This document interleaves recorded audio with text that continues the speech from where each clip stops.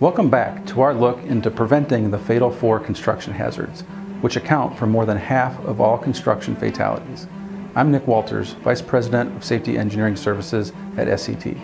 If you missed last week's video, we discussed electrical hazards, so be sure to get caught up. Today, let's talk about 2 of the other fatal 4 that are closely related: struck by object and caught in between. Together, they account for more than 16% of all construction fatalities in 2015. Most struck-by hazards come from one of 3 categories: vehicles, falling or flying objects, and building masonry walls. About 75% of struck-by fatalities involve heavy equipment, such as cranes and trucks. To avoid vehicle-related struck-by incidents, inspect vehicles before each shift, only use vehicles on roadways and grades that are safely maintained, and do not exceed a vehicle's rated load or lift capacity. Workers also need to be aware of the public as well.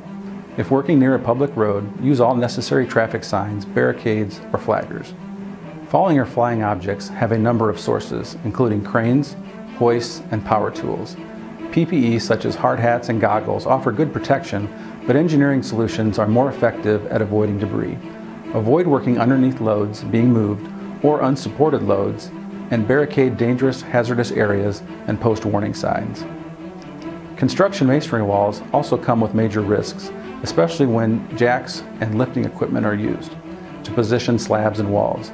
Do not place construction loads on a concrete wall until a qualified person has inspected it properly.